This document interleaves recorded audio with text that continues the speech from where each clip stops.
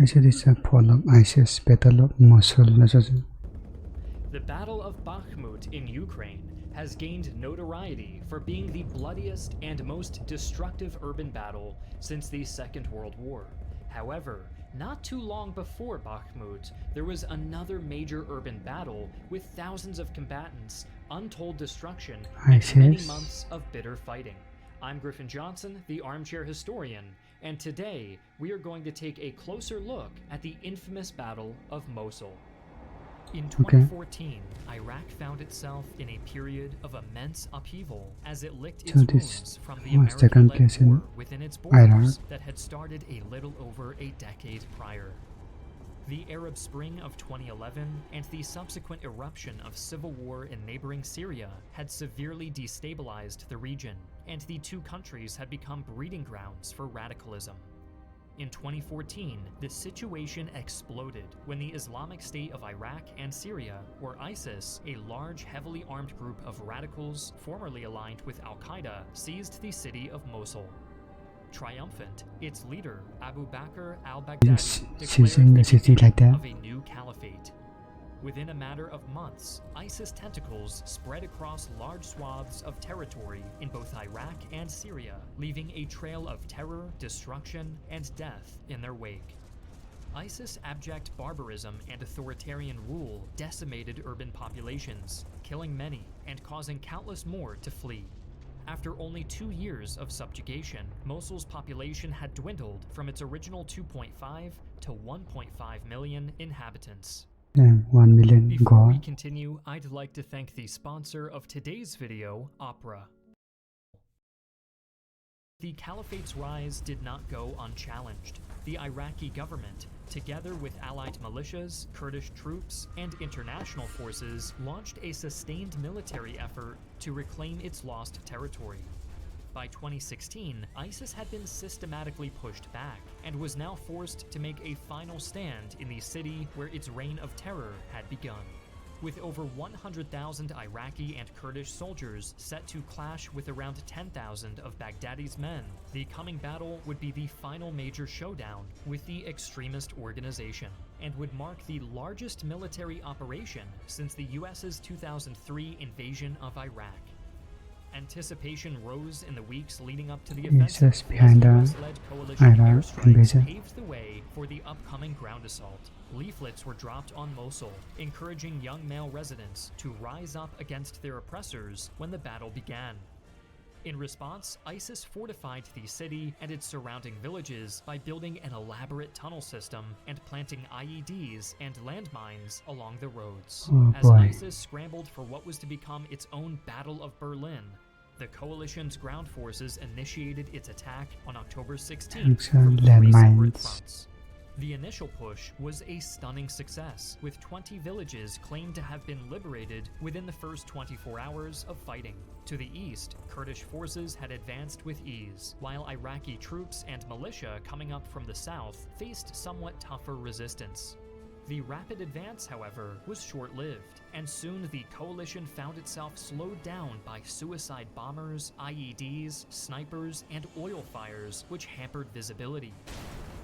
To make matters worse, to the northeast, efforts to retake the town of Basheka had to be delayed due to a lack of logistical support. In the south, however, the Iraqi army resumed its advance on October 19th, surrounding the town of Karakash and reportedly advancing to within 6 kilometers of the city's outskirts. Signs of panic were observed in Mosul as many ISIS leaders were reported to be fleeing the city. Those that chose to stay behind were primarily expected to be foreign fighters and others with little left to lose. On October 20th, the arrival of a large convoy of Iraqi special forces known as the Golden Division marked an escalation in the fighting. Its expertly trained veteran troops reinforced the Kurds to the east and reportedly eliminated around 200 ISIS fighters in their subsequent capture of Bartella. And they have upped the animation level. That's nice.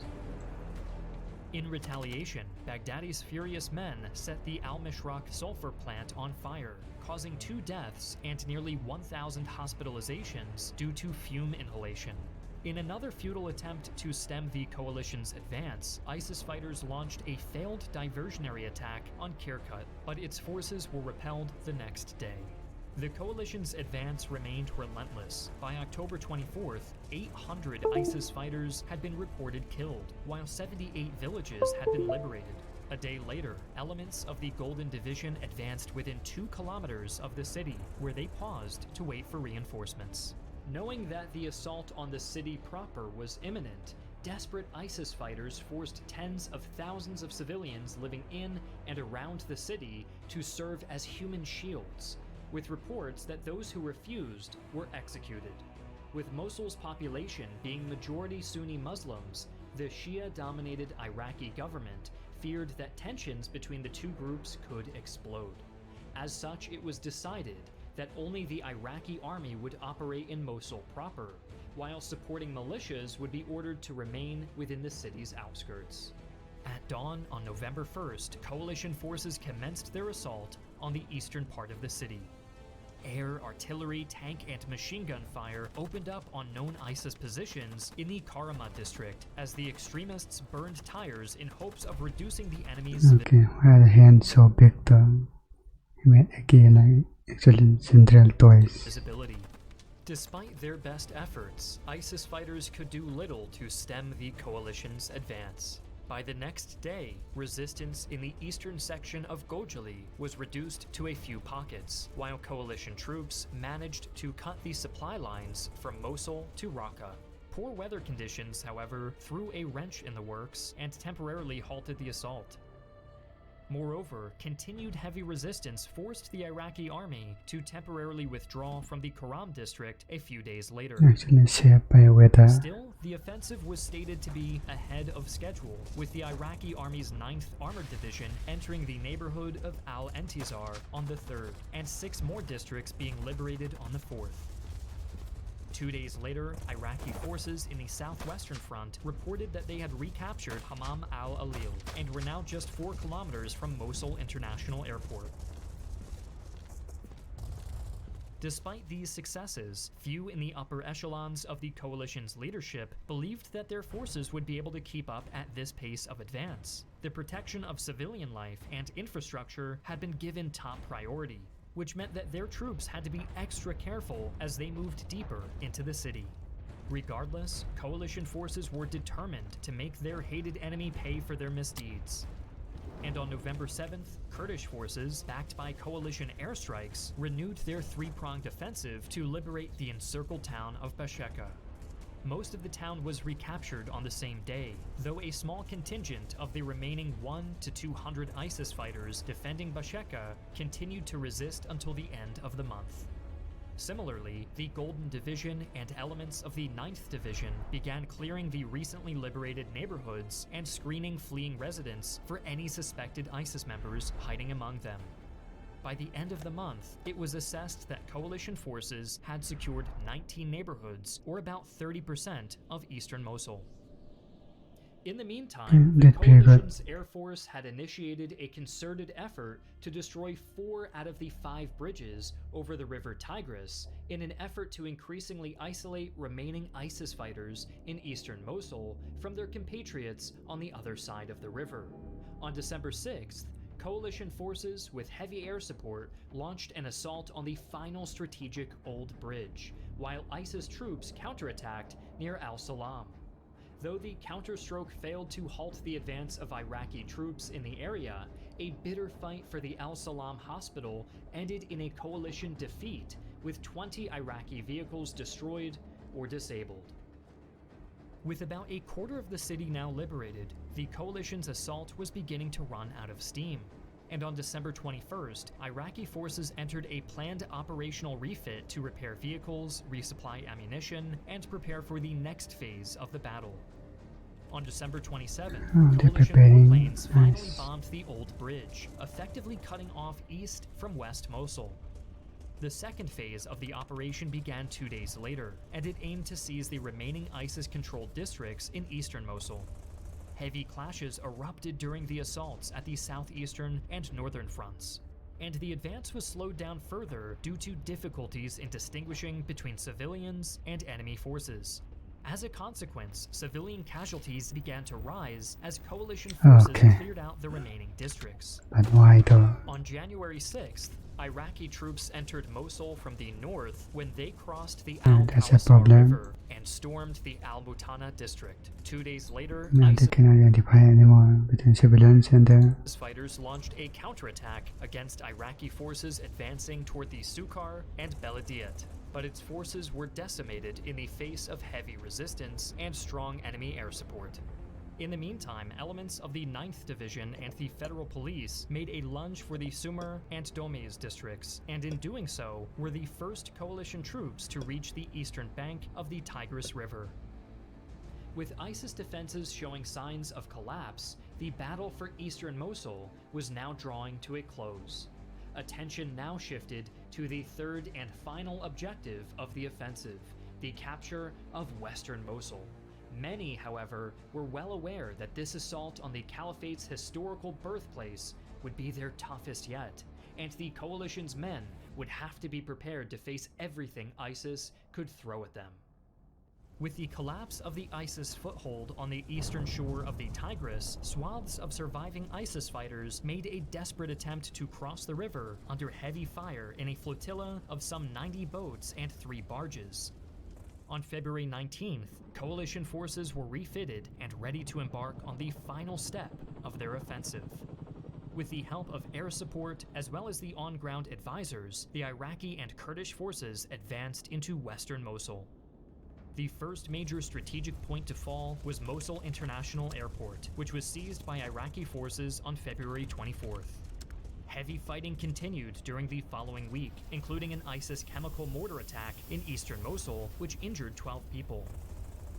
Bad weather also hampered the offensive, but by March 7th, the Rapid Response Division reported that it had captured the Nineveh Governorate complex, as well as the Mosul Museum, a central bank branch, and ISIS main judicial court. In the process, the following districts also had fallen under Iraqi control, together making up around 60% of western Mosul. The fate of the remaining ISIS militants in the city would be sealed on March 12th, when the U.S. envoy reported that Iraqi troops had cut all roads into western Mosul. With the city surrounded, and with more and more major landmarks falling into the coalition's hands, the fighting gradually moved into the ever tighter confines of the old city. Dozens of civilians were buried under rubble during the ensuing fighting, which rapidly transformed into a bitter block-by-block struggle. Bad weather grounding aircraft once again delayed the operation during the end of March, but even with air support, the going was tough.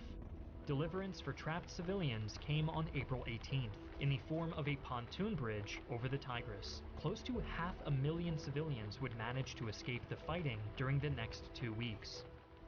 ISIS fighters in the meantime continued to hold no such regard for humanitarian concerns as they fired a rocket containing a mustard agent at an Iraqi unit accompanied by American and Australian advisors, injuring 20 soldiers. By May 16th, coalition forces controlled close to 90% of western Mosul. However, the struggle to recapture the remainder of the city became tougher still, as it seemed that nearly every house and street concealed suicide bombers or booby traps of some kind. The remaining militants even began using women as suicide bombers, hiding among civilians trying to flee the city, leading to the deaths of dozens of non-combatants.